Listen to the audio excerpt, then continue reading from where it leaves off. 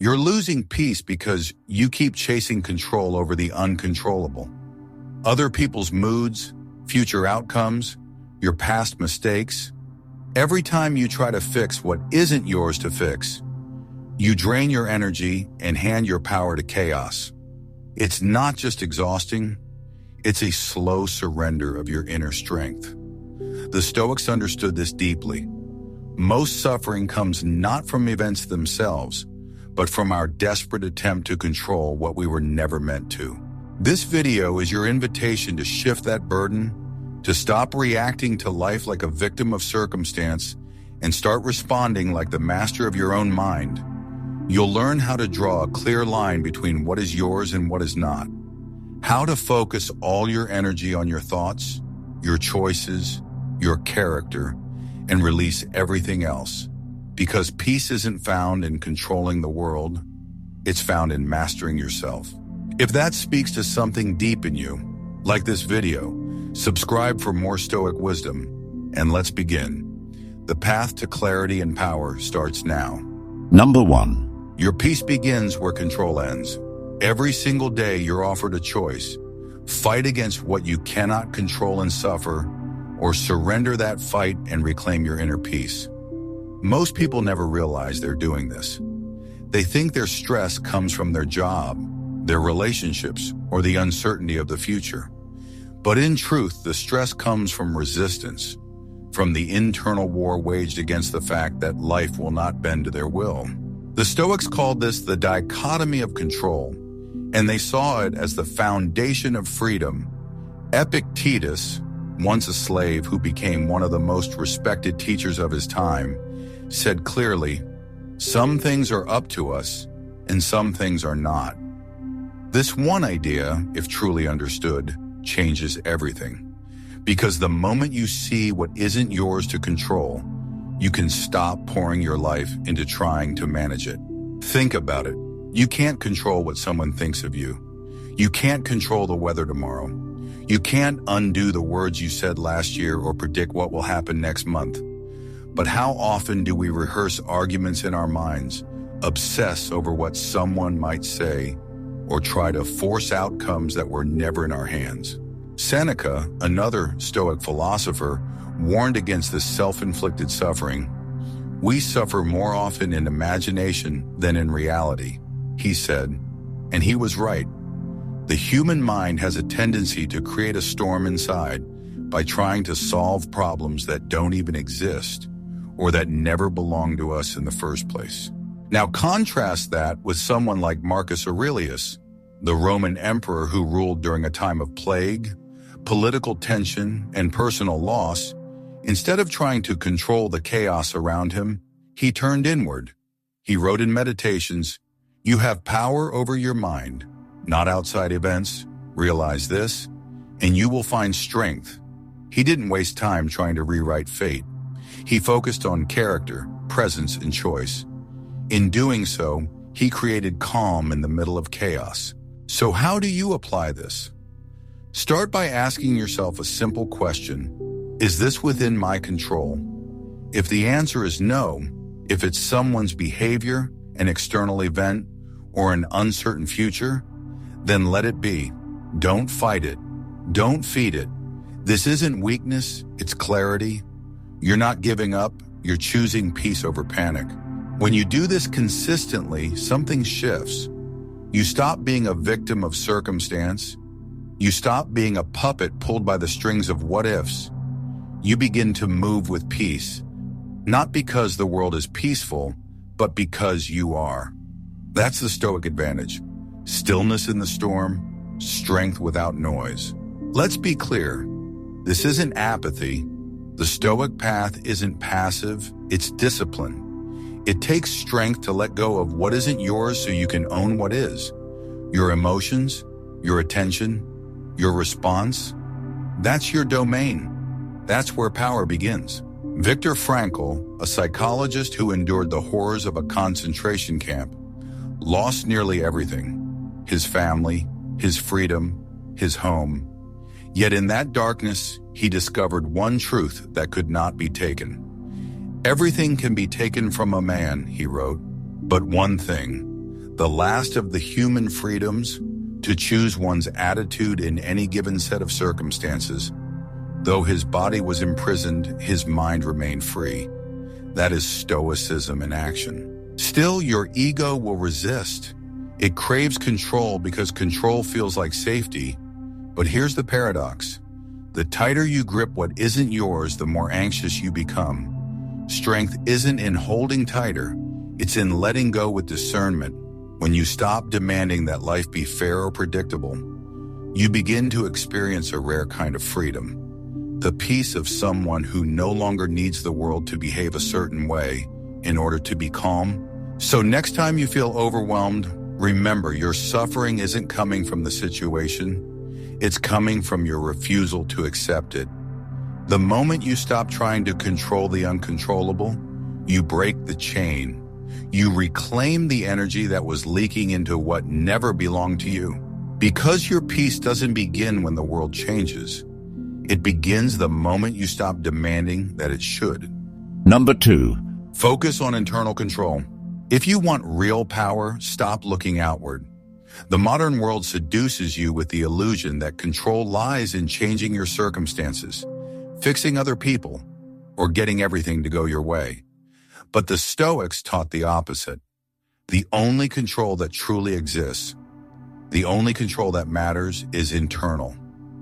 Not the environment, but your response to it. Not their words, but your interpretation of them. Not what happens, but how you choose to meet it. This idea isn't just philosophical. It's the foundation of mental strength. Marcus Aurelius, arguably the most powerful man of his time, didn't write about how to dominate others. He wrote about how to govern himself. In Meditations, he said, "The impediment to action advances action. What stands in the way becomes the way." That's not about changing the world. That's about changing how you show up to the world. You can't stop the rain, but you can bring an umbrella. You can't stop someone from judging you, but you can stop yourself from craving their approval. In any situation, your power lies in how you interpret and respond. That's your domain. And when you master that, the world loses its grip on your peace. Let's take a practical example. Traffic. You're running late, cars are at a standstill, nothing is moving. You start to feel the tension rise. But pause, ask yourself, can I control this? The answer is no. You can't part the cars. You can't make the lights change faster, but you can decide not to suffer. You can choose your breath, your posture, your inner voice. You can use that time to reflect, to breathe, to accept. And in doing so, you move from frustration to calm. Not because the situation improved, but because you did. Epictetus put it this way, "It's not what happens to you, but how you react to it that matters." And he lived those words, born into slavery, crippled by illness, and stripped of external freedoms. He still insisted on the sovereignty of the inner life. His body could be limited, but his mind remained his own. That's not weakness, that's mastery. This doesn't mean we become passive or emotionless. It means we learn to manage ourselves so that emotions serve us, not control us. The Stoics never denied feelings. They trained themselves to respond from values, not impulses. When insulted, they didn't lash out. When praised, they didn't lose themselves in ego. They practiced being the same in chaos as in calm. And so must we.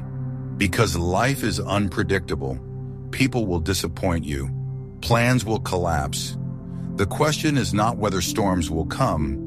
The question is whether you've built an inner shelter strong enough to endure them. That shelter is built from daily practice.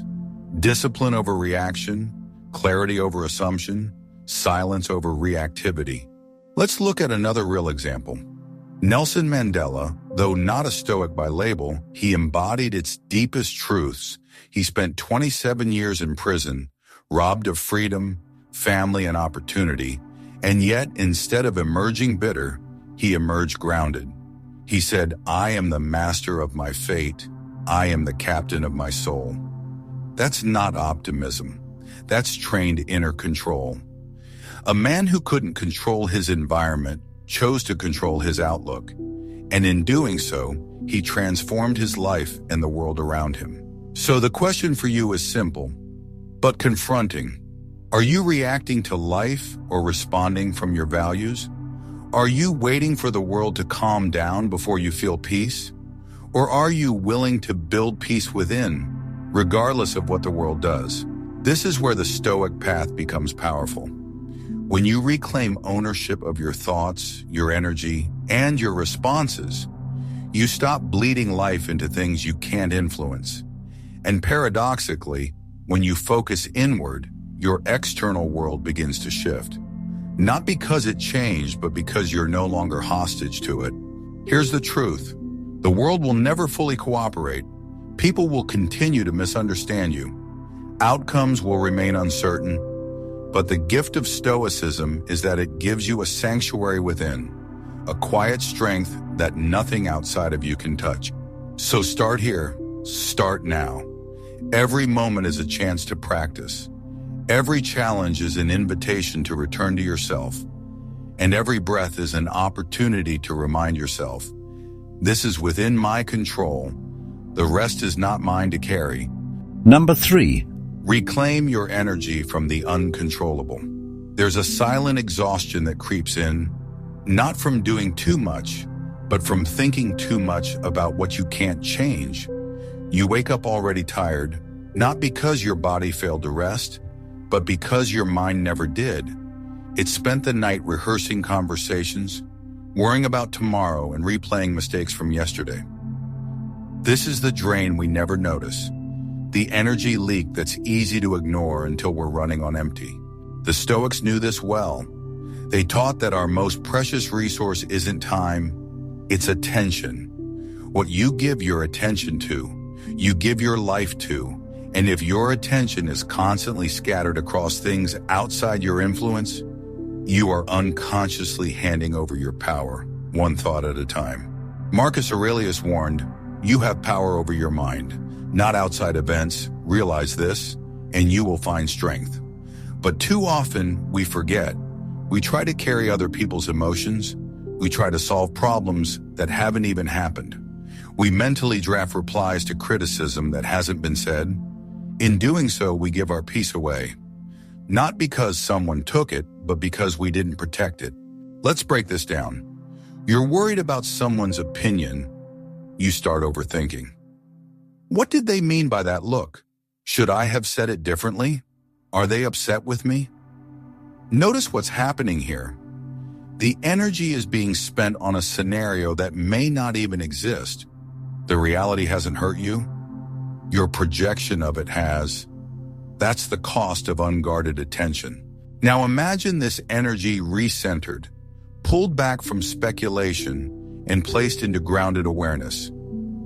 You can't control how others perceive you, but you can control whether or not you obsess over it. And that shift, subtle, internal, deliberate, is where peace begins to return. Seneca put it sharply, he who suffers before it is necessary suffers more than is necessary. In other words, by worrying about what hasn't happened, you suffer twice. Once in imagination, and again if it ever comes true. But most of what we fear never even arrives. It lives only in the mind, and yet it depletes us as if it were real. So what do we do instead? The answer is simple, but radical in practice. Withdraw your energy from what you can't control and reinvest it in what you can. Instead of replaying the past, reflect on what you've learned. Instead of micromanaging other people's emotions, refine your own clarity and boundaries. Instead of fearing the unknown, prepare your character to face it with composure. Take Oprah Winfrey, for example. She once said, "You get in life what you have the courage to ask for."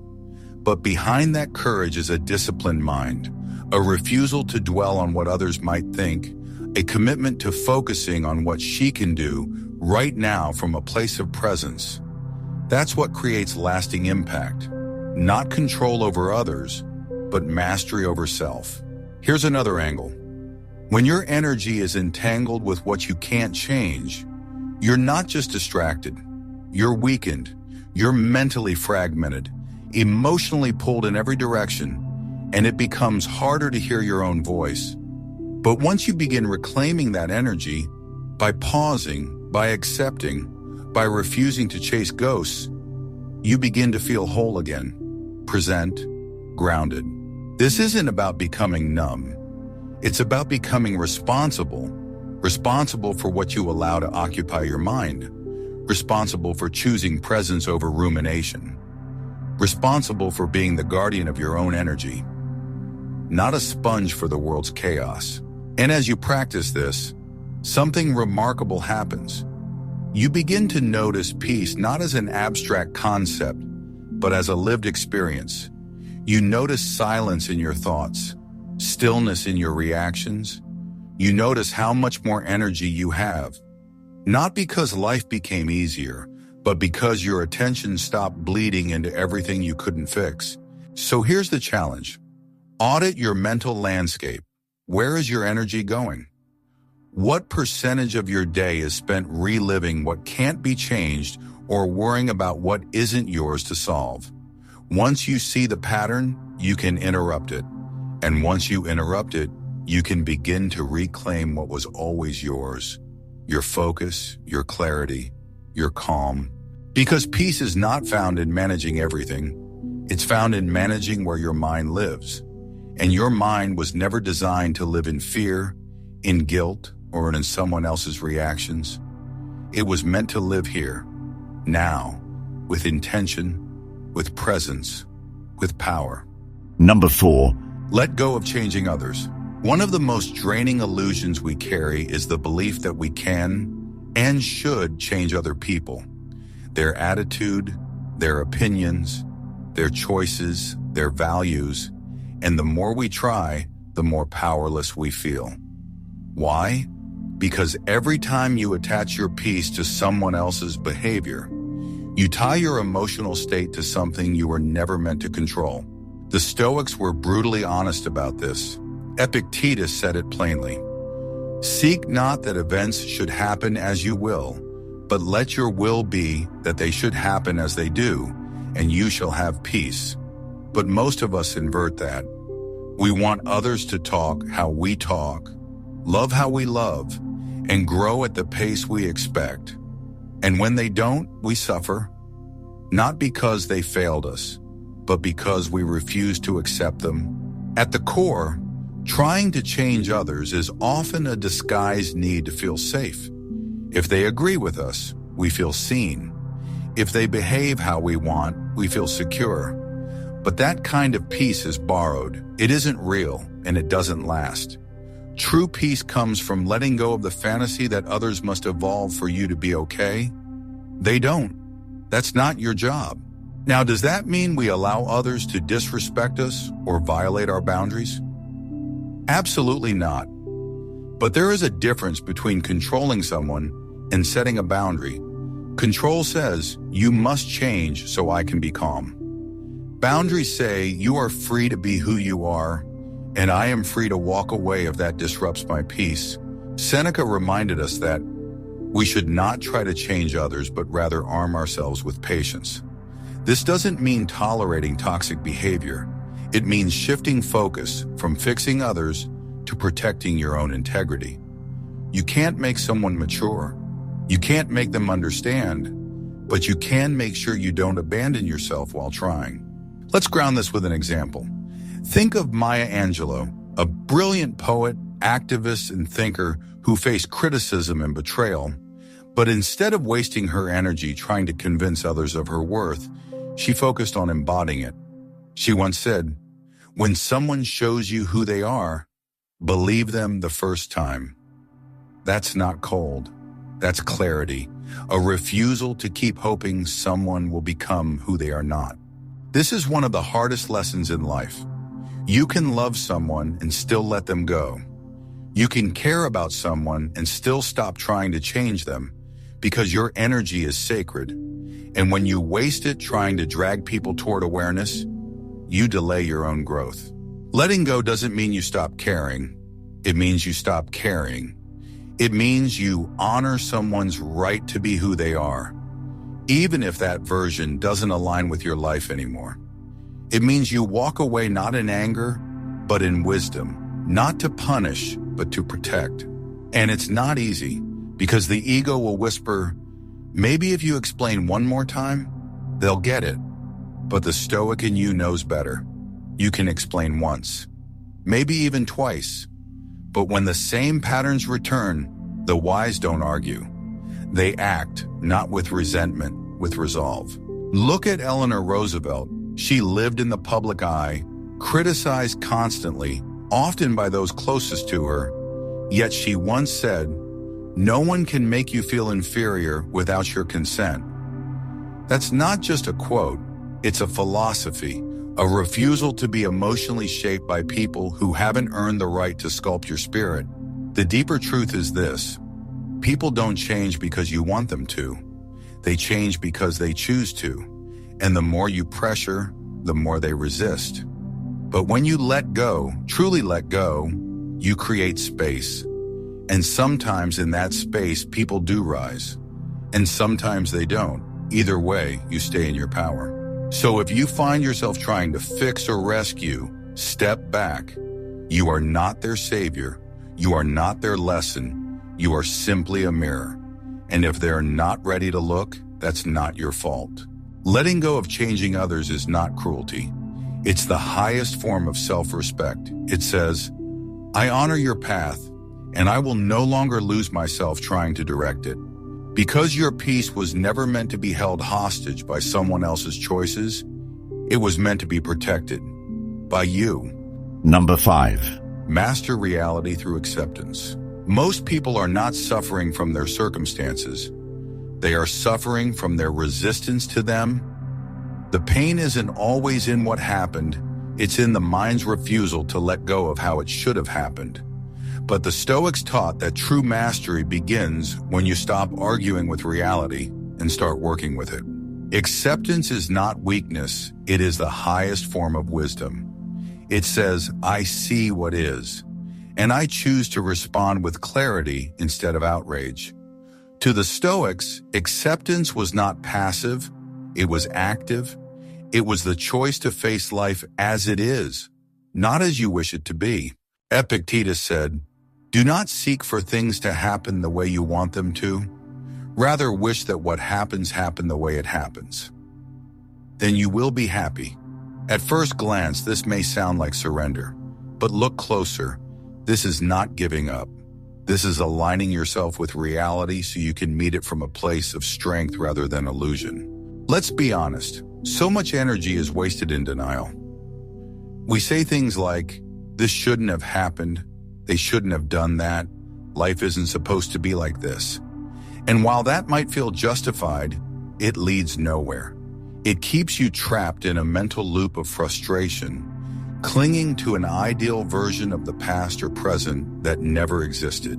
Now consider someone like Byron Katie, whose work centers on one core question: can you absolutely know that it should have happened differently?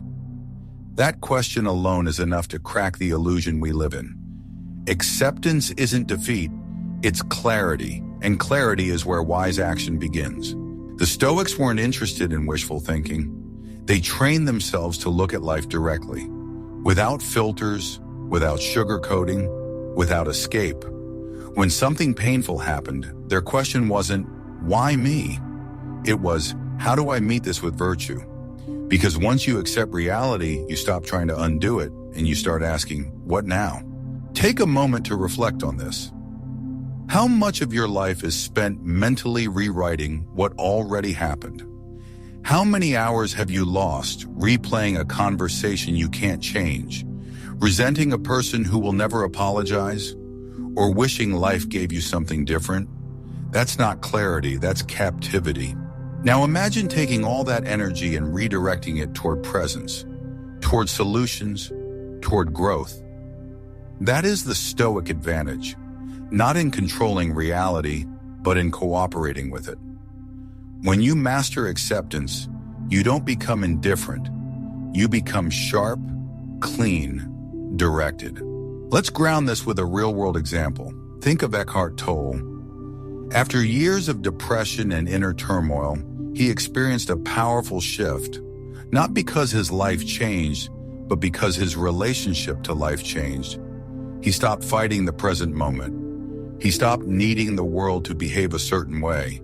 And in that space of radical acceptance, his inner peace returned.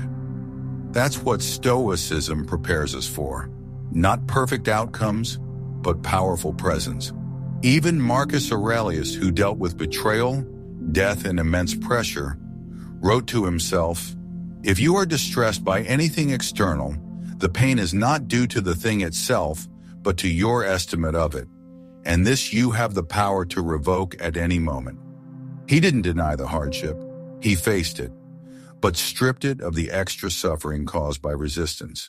So what does this look like in daily life? It means saying, yes, this is happening. I don't like it, but I will not waste energy pretending it isn't. It means meeting difficulty with calm, not chaos.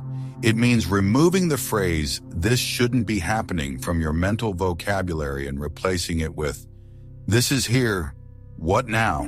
Acceptance is not resignation. It's the refusal to fight battles that can't be won. And once you stop fighting the fact of something, you free yourself to actually deal with it. You step into the present moment with all your strength, instead of wasting it on a version of the world that doesn't exist. So if you've been stuck in the loop of should have, could have, why didn't it? Let this be the moment you stop, breathe, come back to what's real. Ask yourself, what is the next wise move from here? That question alone changes everything. Because reality, once accepted, is the only ground where wisdom can stand. And once you're standing in truth, no matter how hard it is, you are already free. Number 6, practice intentional response over emotional reaction. There's a small moment, barely noticeable, between what happens to you and how you respond, and in that space lies everything: your peace, your power, your growth. But most people skip over it, pulled by habit or emotion.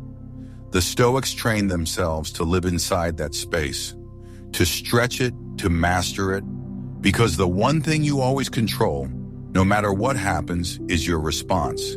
Epictetus said, "It's not what happens to you, but how you react to it that matters." And he didn't mean that as a motivational poster. He meant it as a challenge.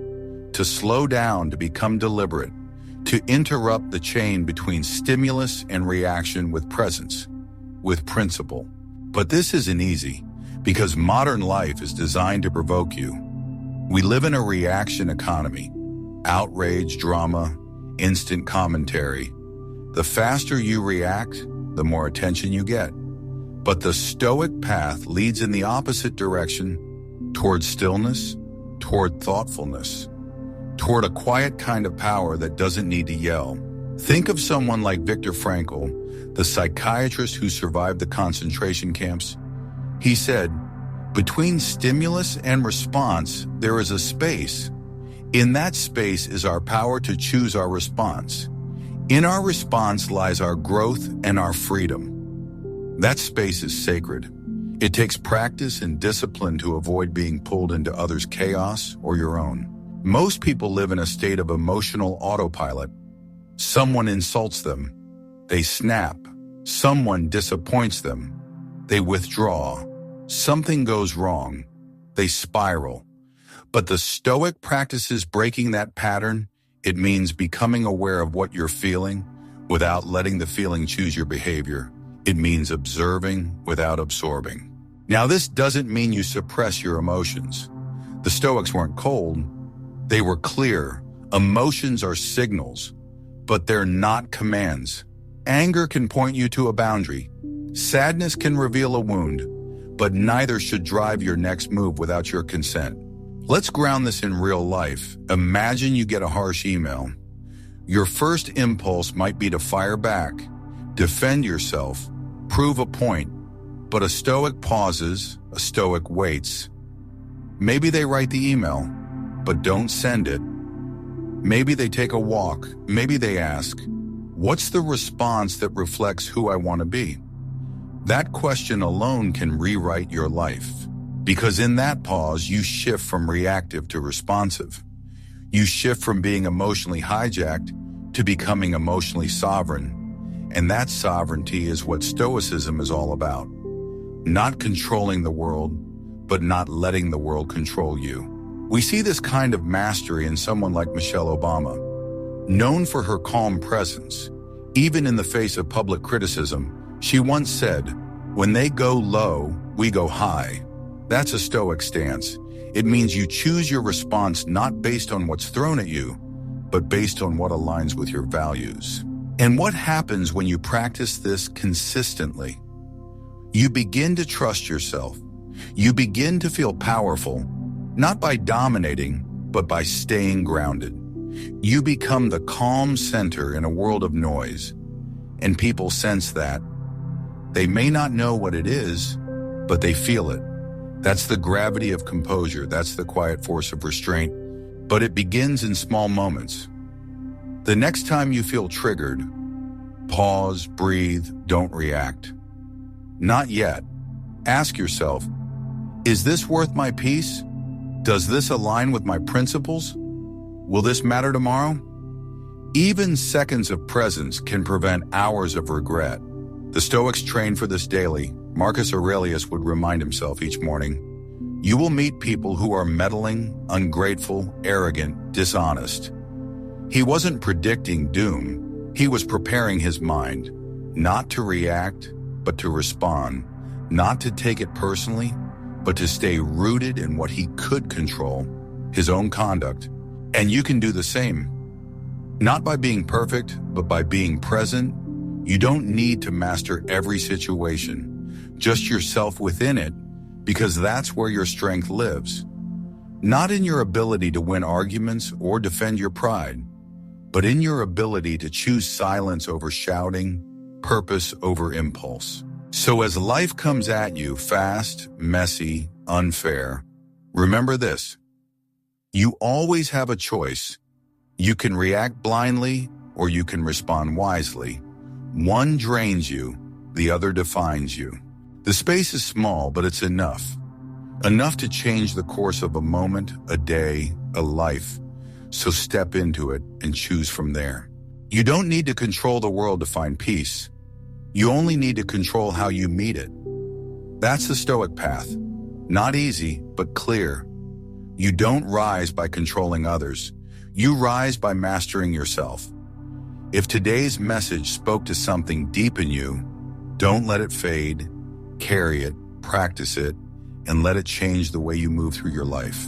If you found value here, give this video a like. It helps more people discover this ancient wisdom. And if you want more grounded, honest lessons like this, make sure to subscribe and turn on notifications. This journey doesn't end here, and neither does your growth. Until next time, walk with strength, walk with peace.